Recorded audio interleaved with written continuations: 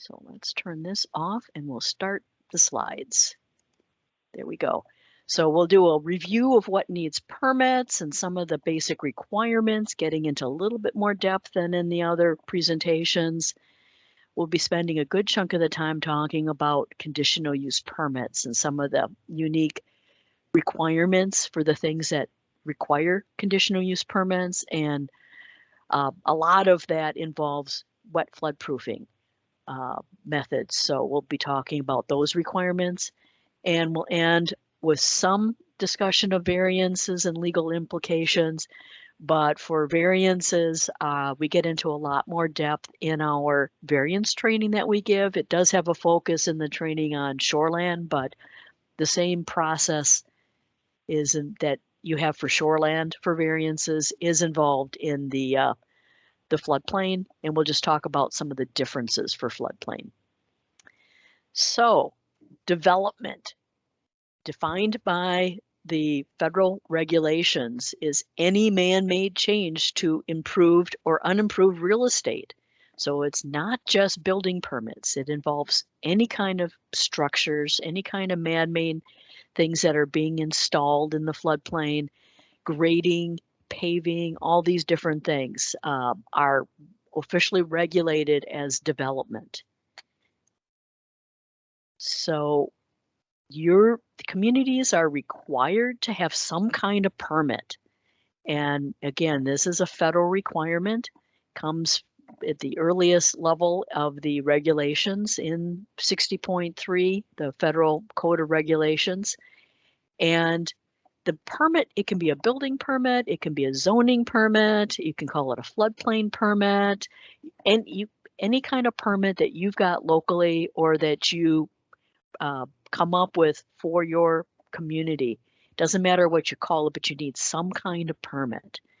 And in terms of fees, some communities either have a really low cost permit or they waive the fees if it's something that they wouldn't normally charge a permit fee if not for the floodplain regulations. And we talk about this in the other trainings, but a reminder that there's a difference for what is regulatory for insurance purposes, and that's going to be the FEMA mapped area. For insurance purposes, for the mandatory insurance, if it's in or touching that FEMA mapped area, it's going to be subject to mandatory flood insurance, even if it's on a high spot like this right proposed site. And if they really are high, they can go through the FEMA process and get a letter of map amendment. We've talked about that in our mapping and our letter map changes trainings. But we have separate state regulations that say if it's actually in a low area adjoining that FEMA mapped area, it's still regulated. And we've got some rules that say areas that are below the regulatory flood protection elevation are subject to our regulations. And this is something that we've just gotten into our updated model ordinance. It wasn't something that was in our past ordinances. So as communities are updating their ordinances, they're going to be required to get this incorporated in your ordinance because that is in state rule. And this, in some places, it won't be a big deal where it's steeper, but in other areas where you've got a flat area in the floodplain, that extended area that is above the base flood elevation and below the regulatory flood protection elevation, that's got to be regulated. If you're within a lake shoreland district, it probably doesn't make a difference because your shoreland district goes out 1,000 feet. But in a watercourse area where it's flat, it could have a bigger impact on the area that you're regulating. Also, as I just mentioned, shoreland districts within 1,000 feet of lakes, within 300 feet of watercourses, or the edge of the floodplain, if that goes out further, that area's been regulated. And right from the beginning, we've had wording in our requirements in our shoreland regulations that the lowest floor of any buildings in the shoreland district need to meet minimum elevations. And those minimum elevations are consistent with those in the floodplain regulations. except that if you don't have a flood elevation calculated, then you're using 3 foot above the ordinary high or highest known water level, whichever's higher. So for what kind of regulations apply? For buildings, we've got a lot of very specific regulations, and it depends on whether you're in a floodway or a flood fringe. And then also for all the other things, the other kinds of development, again, remember we had that really broad definition of development. So grading, stabilization of banks, culverts, other kinds of structures that don't have walls and a roof. Those still need to be regulated, and there's going to be different requirements whether you're in the floodway or flood fringe. And a reminder that we've got 2 new sample permit forms. We talked about that in our basic Floodplain Administration training and in our dealing with A-zone training. And there was also an article in the last Water Talk newsletter. That would have been the January Water Talk newsletter. And maybe Matt wants to throw that link in there too for where the model ordinance article and the permit form article is in our last Water Talk. But what we've done is we've got a fuller application for projects that involve buildings, and then one that's more focused on non-building types of projects to try and simplify it a little bit and just focus on the things that are important as you're going through the process and regulating. For buildings in the floodway, there's no new habitable or primary buildings or expansions to existing buildings. Those are prohibited uses, and you can't put new ones there, and you can't be expanding. And we're not going into a lot of detail on this because we've covered this in other trainings, but just a reminder. And you're allowed to maintain those existing nonconformities, but you can't substantially improve. And if you have substantial damage, they've got to be brought into compliance. There's very limited number of buildings that can be allowed in a floodway. And those are the main example we give is an open-sided park shelter. But there's some other very limited uses in the state law, like for instance, associated with navigation purposes. In the flood fringe is where you're going to be spending most of your time when you're regulating buildings. And there you can either elevate on fill. If it's an accessory structure that's 576 square feet or less, you can wet floodproof. We're going to talk a little bit more about those floodproofing requirements. But reminder that it can only be used for parking and storage. Can't be used for other primary uses, and it definitely can't be a habitable space. If someone's looking at elevating on a method with a method other than filling, and that's where we're going to be talking a little bit more today, is those alternative elevation methods. It will require a conditional use permit if it's a residential building. And additions must meet the standards. And if the addition and other work being done in the building at the same time are significant enough, if it's a substantial improvement, they've got to be meeting all of the regulations. And we talked about that more in our nonconformities training. Well, and we've got some references that are helpful if you get into those situations. And what's a new building versus an existing building? And here's just a little comic that I've got that Ted in the comic strip is getting materials, and Sally says, "What for? For when we open up a wall and find all that illegal wiring and unfortunately place stuff that the previous owners did, and we have to rebuild it from the ground up." And Ted's over here getting some gumballs to represent the zoning board members because he knows that that's going to get complicated.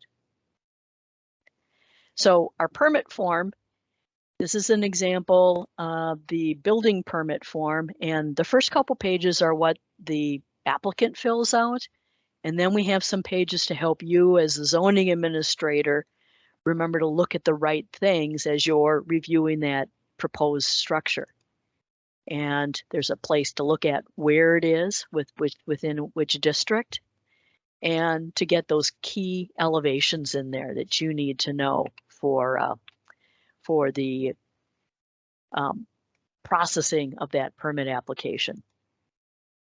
But just a reminder of some of the standards that apply to any kind of project in the floodplain. And I'm trying to note what sections of our latest model ordinance these things are in. But these things have been in past model ordinances and come from the either federal regulations, most of these, and some of them come from state law, like the anchoring, and that it's got to be flood resistant materials. The utilities need to be elevated above the regulatory flood protection elevation.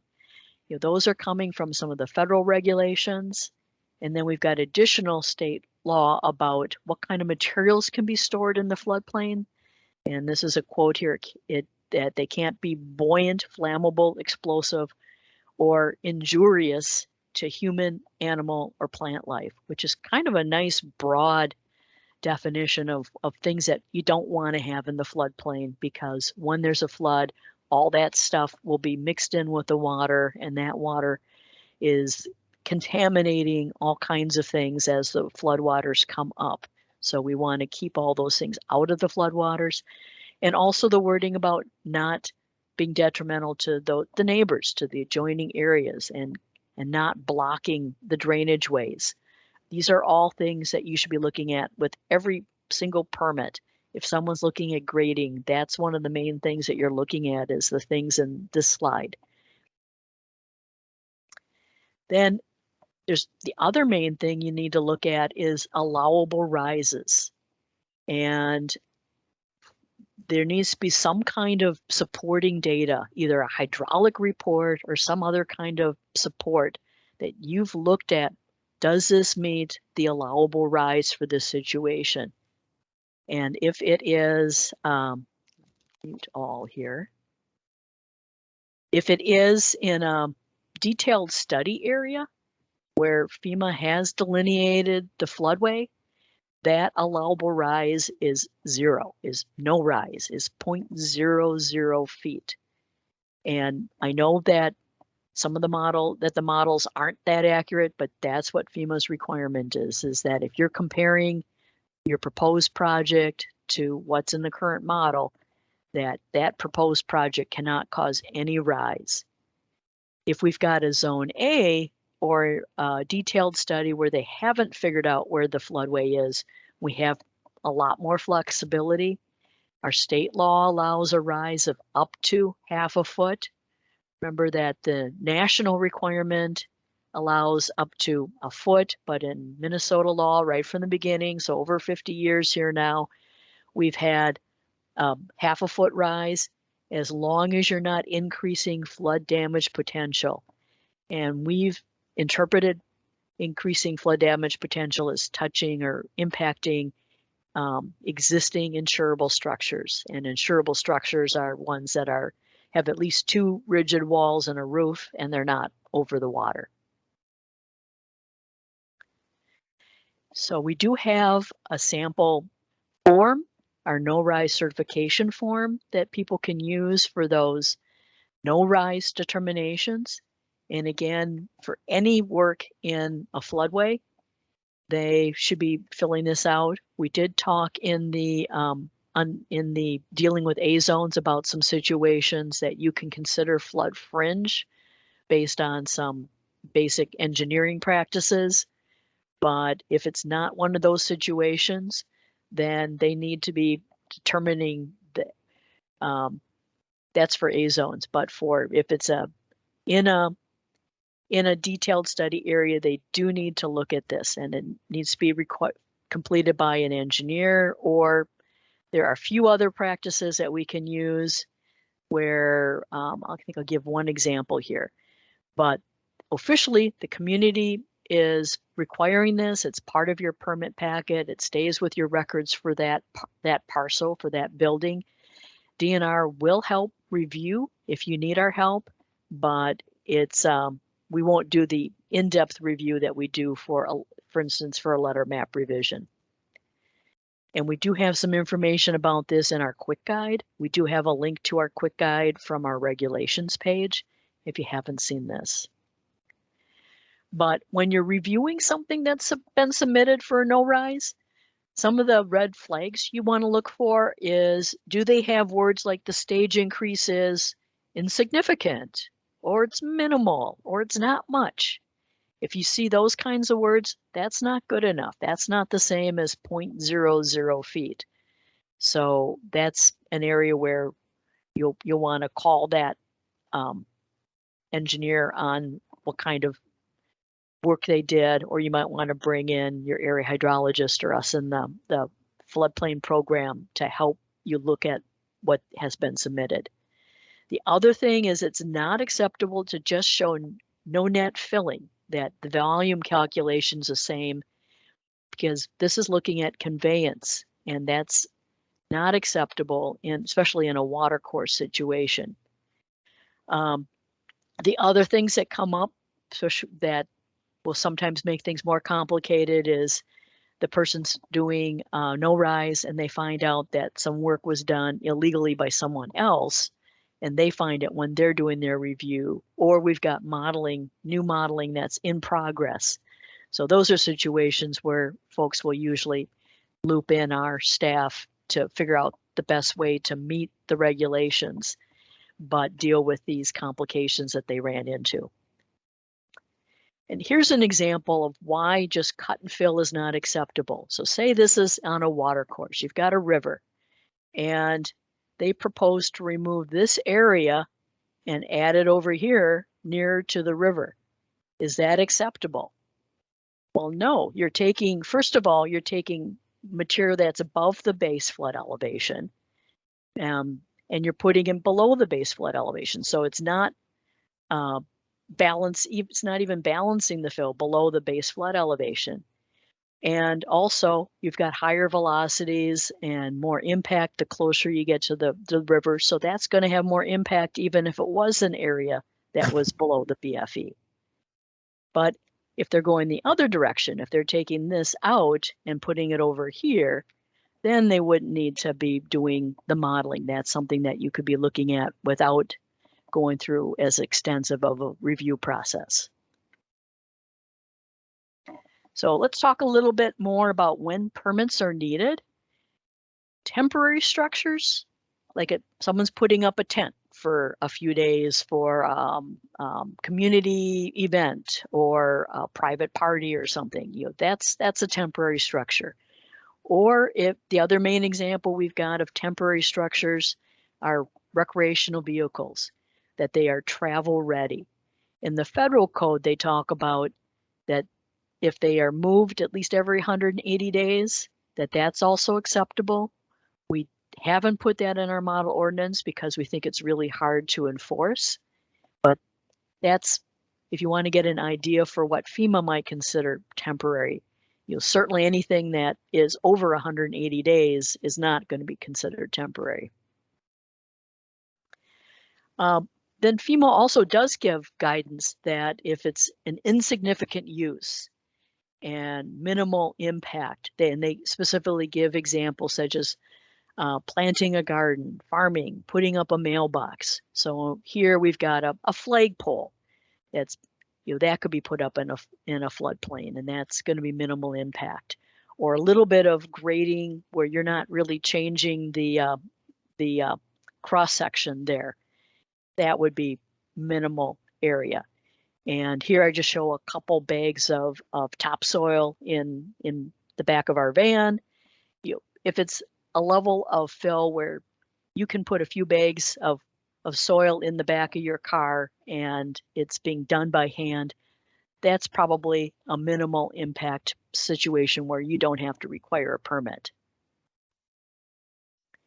But how about these situations? Here on the left, we've got, they are just putting in some line for irrigation system, and they're using one of those machines that kind of pulls that piping through there. That's really not impacting the cross section there, so that you wouldn't have to require a permit.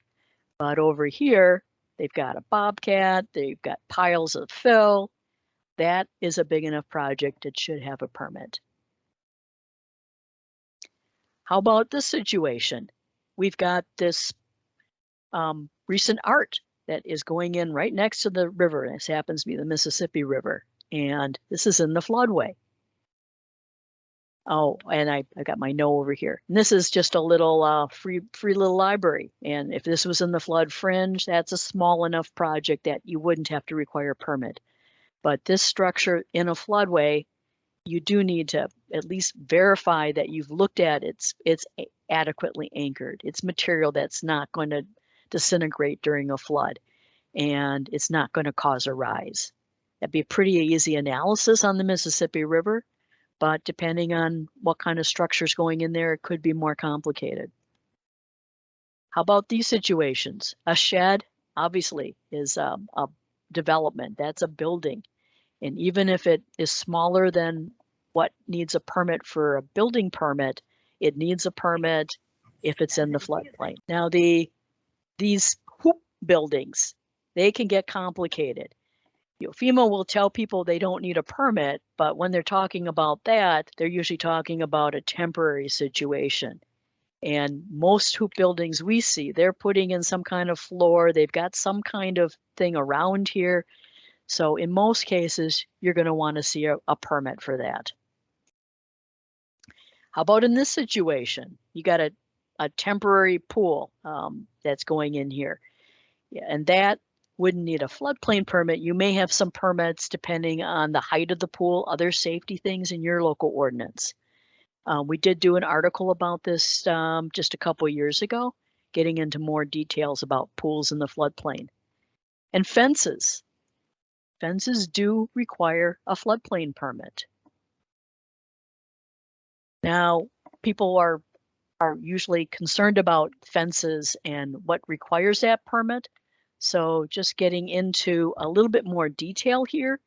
When we talked about requiring fences, some of the rural counties, after FEMA required us to clarify in our model ordinance that fences require a permit, we did have some rural counties push back.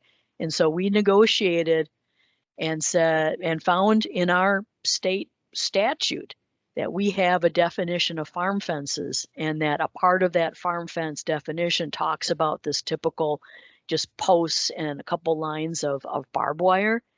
So we did negotiate with FEMA that that doesn't require a permit for this typical barbed wire fence, a farm fence, according to those definitions.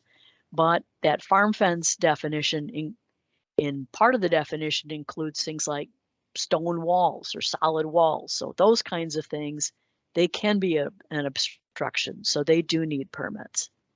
So a more solid fence like this can definitely have an impact, especially if you're looking in a floodway, or even your chain link fence can have an impact. So some of the things you'll look at for the permits is that it's anchored, it's flood resistant materials, and if it's in a floodway, you've got to be looking at that allowable rise. And here's a picture after a flood. The river's over here. The picture was being taken because there was an illegal building here, which is now gone, I can tell you. But you can see this fence, this chain link fence is bent over. And at first I thought I wasn't seeing how it was bent over. I wasn't understanding why the debris was on the downstream side. But if you take a closer look, you can see the debris got caught in the fence, and there was enough force from the flooding that it caused that to knock over. Here's a couple more examples of things that need to be elevated and properly flood-proofed. These utilities, here's a great example, and I think I saw Nicole on here. I think she took this picture, but this is in the Mississippi River, which is why it's got such a high floodplain here. But you don't want these underwater and destroyed when you have a flood. So this was a nice job getting that elevated. Here's a picture that I know Lucas took out in the western part of the state. Another situation where it's near the stream here. And solar comes up pretty often. We do have a separate guidance document. It covers a lot of the shoreland, river-related concerns, but it also contains some of the floodplain concerns. But in general, we say we don't want it in the floodway. We want it anchored, and usually these are well anchored. That's not an issue. You want flood-resistant materials up to the regulatory flood protection elevation. And again, it's usually metal. It's usually nice flood-resistant materials, so that's not usually a problem. And you want your panels or any controls elevated above that regulatory flood protection elevation. And the people putting these in, they're spending a lot of money. They don't want them getting wrecked during a flood either. So we don't get pushback on this because it just makes sense that you're building things high enough that they're not destroyed when you do have flooding. Just a couple more examples here of what needs a floodplain permit. The pitcher's mound. No, that's actually one that FEMA mentions as an example. And how about culverts? They do need a permit. Culverts, bridge crossings, they need a permit. And we do in our model ordinance point out that if a DNR public waters work permit's required for the same project, and there's a minimal amount of the project, most of the project is below the ordinary high, not much associated with the project above the ordinary high, it's covered by that DNR permit, then the community doesn't have to issue a separate permit. And we did put wording into that model ordinance to make it clear that the community doesn't need to duplicate the efforts. Communities do get an opportunity with a DNR permit to comment. So if there's other local concerns, you can bring those up. But there's times when a DNR permit is not required. And one example is if it's not a public water. In this example here, we've got one of the stretches here has a public water course, but this other one does not have a public water course, probably because it doesn't drain over 2 square miles. But it is mapped on the FEMA maps. So if the community or the township wants to replace that crossing here, then a permit will be needed by the local unit of government, whoever the zoning authority is. The other situations where DNR doesn't require permits is if it drains less than 5 square miles, it's deregulated in our DNR rules. So a local permit's still going to be required. Or the law got changed, I think it was in 2015. It wasn't too long ago in the last decade here, where a DNR permit was not needed to replace a culvert that is the same size and type and elevation. So they don't need a DNR permit, but they need a permit from you as a local unit of government because a permit is needed if it's in a floodplain. And some of the typical projects we see with overlap with DNR permits, culverts, bridges, bank stabilization or restoration projects. Tanks. This is something that FEMA was really focused on after Katrina and some of those big floods because they had so many tanks and propane tanks or fuel tanks that were floating around. They basically became bombs that were running into existing buildings and leaking fuel all over the place. And so this is something that FEMA really likes to make sure that we're emphasizing. They need to be anchored and preferably elevated above the RFPE, but at least properly anchored and not allowing the seepage from that structure. And I don't know if Jean's on here, but this is a great example from Murray County where they had some flooding coming and they did a little bit of a anchoring here to keep their tank from going and becoming a problem for somebody else and losing their tank. And we do have some information in our quick guide. That's what this clip is from. So we're trying to prevent this. And this is just a little humor here that someone sent a few years ago, a camo tank, and one of my counterparts just wrote in there that they're trying to fool the floodplain inspectors there. So moving on into talking about conditional use permits. And we've done some cleanup in our model ordinance.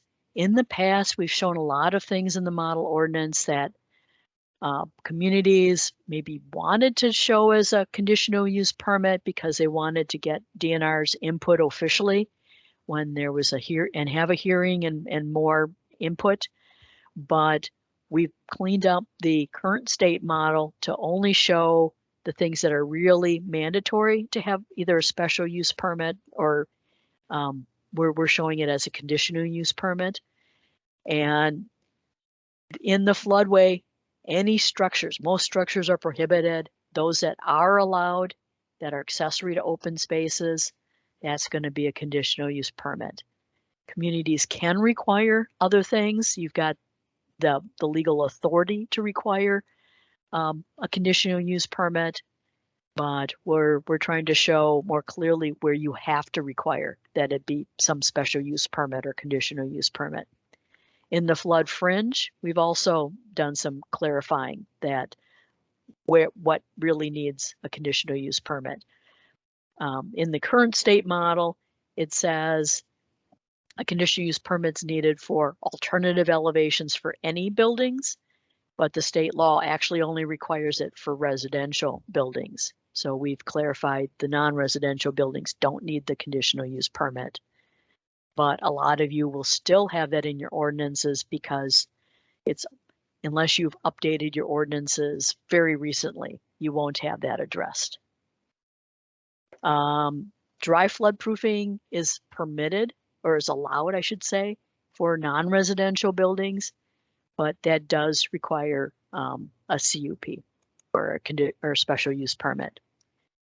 So, and this I pretty much went over, but just noting that we do show them as conditional use permits. The law, the state rules when they were written in 1970 refers to special use permits. And my understanding was that conditional use permits really weren't around in 1970.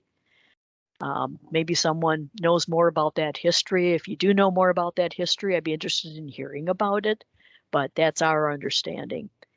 And we have looked at other options and trying to make things a little easier because we want to encourage these alternative elevation methods in many cases, but it's our understanding that it will take a rule change. And when we do have an opportunity to make some rule changes, that's going to be at the top of our list of things that we'd like to see updated. And I know we've had quite a few of the county zoning administrators say that they'd be happy to testify if we do get to a rulemaking and suggest that that not require a conditional use permit. And again, reminder that in the floodway, certain things are allowed, but you can still have damage. In this example, that pole along a path, but you still can have damage during flooding, but you're at least limiting what you're allowing there. And in a floodway, the main thing that we're looking at is, again, not allowing any rise, and that we're looking at those erosion and sedimentation concerns. If we do have that accessory structure that we're allowing that's an open space accessory use, you're still meeting the proper elevation or floodproofing requirements. And some things like maybe you're putting in a parking area or making it a place that's going to be a public area, that you're looking at what kind of flows do you have in that area? Is it safe to get in and out? We've got wording that requires proper evacuation and warning time there. Oops. And when we talk about that warning and what kind of things are safe, we do have some wording in our sample ordinance, and our state rule talks about the requirements of making sure you have safe access. It doesn't in the rule get into the, oops, I'm getting a touchy mouse here. They don't give specifics, But what we've got in our model ordinance is based on studies that have been done by FEMA and universities, looking at what kind of velocities and depths are safe. And it did get pointed out to me recently that this is a metric, but it's a similar, if you convert the velocities to feet per second and the depths to feet, it's a similar chart. And basically, in our ordinance, we say that if the depth in feet times the velocity in feet per second exceeds 4, that it's not a safe situation for the public to be trying to get through. And originally in the old ordinances, it had a factor of 9, but they updated those studies. We suspect that the original studies had nice, strong college students that were the ones that they used trying to walk through these areas. And then they tried to get some more typical people, maybe shorter people like me who are getting older, that you can't go through things as easily. So that is something that has been updated over the years. So here's an example of one of the few situations in the floodway where we're going to see buildings is this public shelter. It's obviously associated with a public park. And here they've got the open side so the water can flow through. They did an analysis to verify it didn't cause a rise. They've elevated where their electric is. They've got enough warning time that they can get those picnic tables out of there or make sure that they're chained or something so that they don't flow downstream and become an obstruction in the culverts downstream.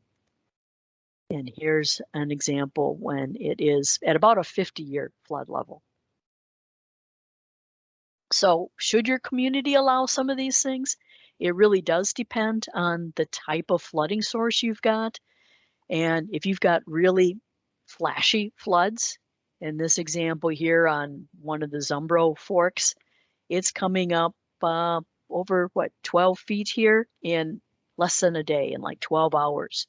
That's not enough warning time for most kinds of things that involve human intervention in getting things moved. So you're going to be very limited on what you allow in your floodway here. And here you've got a little bit more time on the South Fork of the Crow, so you might allow some things. And on the Mississippi River or the Red River, or the Minnesota River, some of these bigger rivers, you've got a lot more warning time. So it's a lot more reasonable to allow some things as CUPs that you wouldn't in a place where it's more flashy. So getting into talking about the flood fringe areas, the main example we're going to talk about is elevating residential structures. That's where we're not elevating on fill. Remember that our basic permitting requirement is that you have your lowest floor elevated so that it's at the regulatory flood protection elevation or higher, and you've got 15 feet of fill around the building at the regulatory flood protection elevation minus a foot. And that, if they're meeting those fill requirements, just a regular permit, administrative permit for you. But if they want to elevate in one of these other ways, it does require, officially in the state rule, it says special use permit. Again, in most of your ordinances, it's going to be under your CUP section. You can allow the flood proofing for dry, non-residential structures. It's not specifically called out that it be a CUP in the state law, but that's an area where it is more complicated. So we do suggest that that be a CUP. And many communities many years ago wanted more authority over what was happening with some of the big piles of fill, the gravel mining operations, the dredge spoil, and some of those kinds of things. And so, before I came to the floodplain program, 20 years ago, they were already putting this as a suggested conditional use permit in our model ordinance.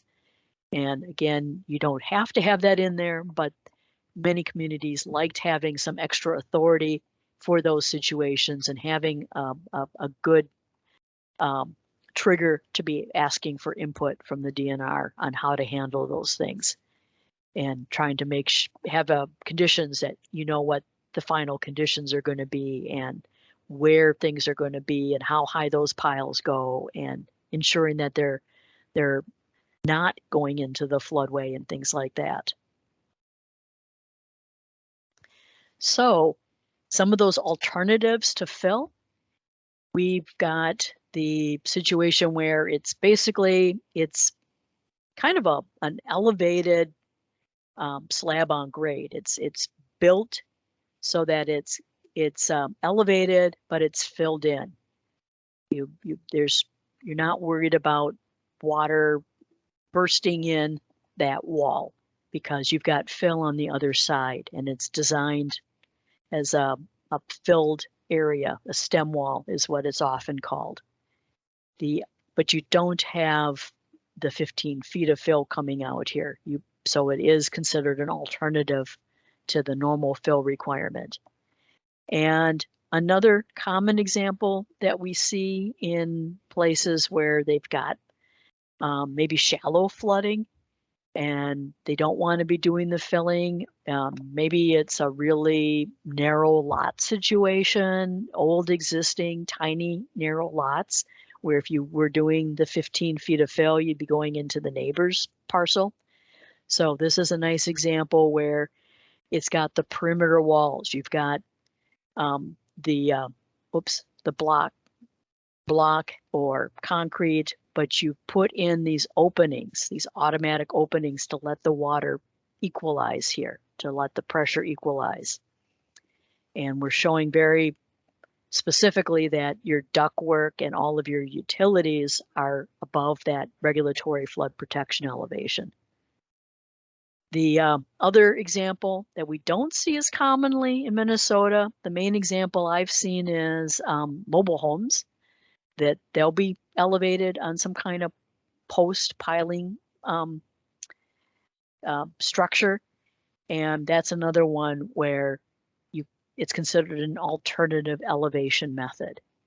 If it is being done with those mobile homes, a lot of times they'll have a flexible skirting around there. And FEMA, in their technical guidance, specifically note that if it's the typical flexible skirting, that you don't have to put the opening in there. But if it is a rigid wall, you definitely need those openings. And these are graphics that we have in our new model ordinance now to try and make clear what these alternative elevation methods are. And a reminder that the lowest floor when you're using one of these alternative methods for insurance purposes and for rating purposes is normally your lowest floor is going to be that lowest floor, including your basement or your crawl space.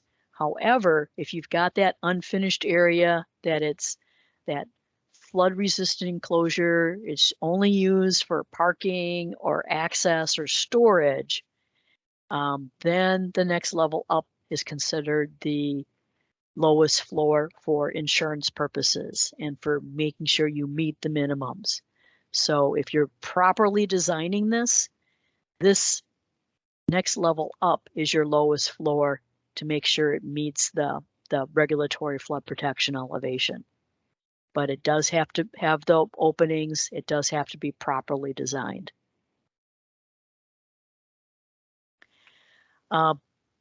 For dry flood proofing, you do need to have it designed by a professional engineer.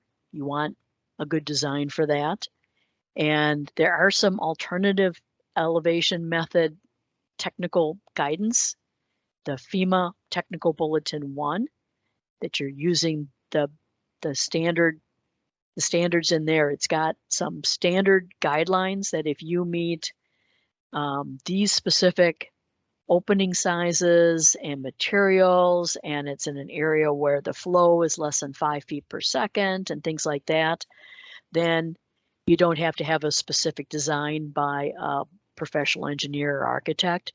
But if it's not meeting those standard designs in Technical Bulletin 1, you can, as an option, have it designed by a professional engineer or architect. And we'll talk a little bit more later here, but we recommend, and in our model ordinance now, we do say it should have a non-conversion agreement. Look at our evacuations needed in that area when you're looking at some of these CUPs. And a reminder that if you've got a CUP or a variance, that you're supposed to be notifying DNR at least 10 days before the hearing, but the earlier you can contact us, the better, because a lot of times we can point toward other options that meet the needs of the person and what they're trying to accomplish with their project. They get too far along in the project, they've already bought their materials, then it gets a lot harder to try and steer them in a better direction. And they get mad that they've already spent money and done work that now you're telling them they can't do that. So we do recommend contacting us early in the process. Speaking of floodproofing requirements, you may or may not realize that the Minnesota Rules 1335, that's basically associated with the state building code, they reference the 1972 U.S. Army Corps of Engineers floodproofing regulations. And I just have a black and white scan here, but the original, if you've got an original, that's kind of a dark blue color. There's very few copies of that around. We do have a scanned copy on our website, and the building code folks don't even have copies of it. They send people to the DNR website to see copies of that. That's still officially in the state law, but we're in the process of going through a rulemaking, and instead of referencing this 1972 document that is admittedly older than the majority of our floodplain administrators now, most of you probably on this training, I know this is older than many of you. We are in the process of starting to reference the ASCE 24-14 document. But when we talk about floodproofing, we tend to be talking about two kinds of floodproofing, and I've already been using those terms. Maybe I should have had this earlier in the presentation. But dry floodproofing is where you're building it to be like a vault to protect that area inside. You've made extra thick walls, you probably got rebar in there, but there's specific design standards to make that stronger. And the further up that water goes, the more pressure against that wall you've got. So you've got to have more substantial walls and design there to protect against the pressures, both against the wall and the pressure coming from underneath, popping things up. And in fact, I remember reading a document for Afton, and they were talking about how their levee that they've got, that was an emergency levee initially, that was built in the 60s, that it worked great. The only thing that happened was that they had all the slabs popping up in the buildings because the pressure was coming from underneath. It wasn't the better levee that they've got now that prevented the water from coming underneath that levee. So in this old 72 document, it talks about the floodproof category 1 and 2, which is the dry floodproofing, whether it involves human intervention or not. And the old FP3 and 4, again in this old document, is the wet floodproofing. We're getting away from using that terminology. We've tried to take it out of our model ordinance and just refer to things as dry and wet floodproofing. And that wet floodproofing, it's designed to equalize that pressure. We talked about in the dry floodproofing, you're building these walls really strong to hold up against that pressure. With wet floodproofing, you're purposely designing it to equalize that pressure with those automatic openings. There are a few situations where, like restaurants, will purposely put in potable water, clean water, as the water levels are coming up. Some of these restaurants sound like the Minnesota River or something, where they're really old buildings. But for the most part, we're looking at automatic openings here. It's definitely for anything new. And if you don't have that, you get the pressure. We got lots of pictures like this from the 97 floods and other floods in the state. Even for a permitted accessory structure, in your permitted section, we talk about if it's less than 576 square feet or less, so a 24 by 24 garage or shed, that if it's only used for parking and storage, that it can be wet flood proofed. It's got to be anchored.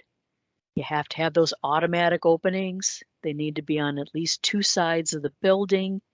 You need the flood resistant materials up to the regulatory flood protection elevation, and your utilities, which should just be electric. If you've got plumbing and other things in here, then I'd be concerned about it being used for habitable purposes. A couple great resources I mentioned a little bit earlier, but here I've got a link on this slide to the FEMA Technical Bulletin 1. It goes into a lot more detail on the requirements for these vents. And then FEMA Technical Bulletin 2 goes into a lot more detail on what's considered flood resistant materials. And just a warning that sometimes people will see a section in there where they talk about a below grade, up to 2 feet below grade. That's not allowed in Minnesota. There's some parts of the country where they got a special exemption from FEMA, and they talk about it in FEMA's Technical Bulletin 11, not valid in Minnesota. So here's an example of a tuck under garage, and they've got their automatic openings. The reminder that the utilities, including ductwork, needs to be above the regulatory flood protection elevation. We're getting that clarified in our current model ordinance. And if you're a community rating system community, you've got to show you've got that in your current effective ordinance to be a class 8 or better. These openings do need to be within a foot of the ground or the floor on the inside, because if it's too high, then that pressure is going to build up. You're going to burst that side of the building. And it needs to be on at least two sides of the building. And for every square foot of area enclosed, you need 1 square inch of auto opening. That's got to be open. And you can get the engineered options here, but they've even got designs that go into the garage doors there, and there'll be information for this particular model. They will have a certification that says this is the equivalent typically of 200 square inches of opening. So you'll look at what that certification says for that engineered opening there. There is a resource on the equivalent opening sizes for lots of different kinds of non-engineered openings. And then there's Technical Bulletin 7 gets into a little bit more on what flood proofing requirements. But you do want to check and verify that it's really within that foot. And in other states, they talk about going and doing checks at night and looking for blue lights. And that's partly to make sure that they're not using that basement as habitable space. They're looking for blue lights from TVs or monitors and fun stuff like that. But here's an example. We're looking at this house and take a look at this vent. And I don't think it was actually being used for flood resistant design, but this vent you can see is closed. So that's not a functioning vent. And you're verifying that they're still there.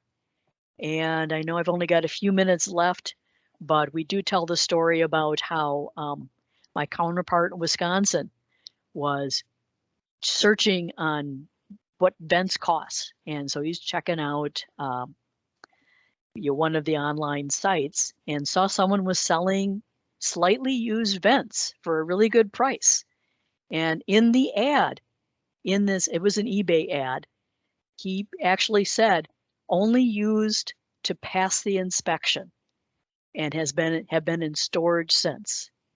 That is not a properly done venting. That's why we really encourage that you have non-conversion agreements, and in that non-conversion agreement you have wording that allows you to check and inspect that building at least once a year to make sure that they have done that and have it properly tied to that property so that those requirements continue on when you've got new owners.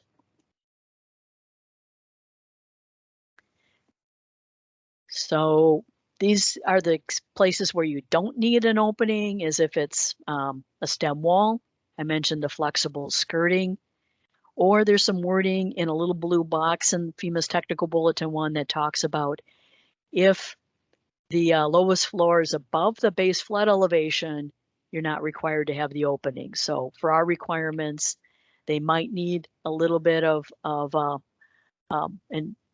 elevation on that perimeter wall to meet our regulatory flood protection elevation, but if it's above the base flood elevation, they don't have to put in the vents.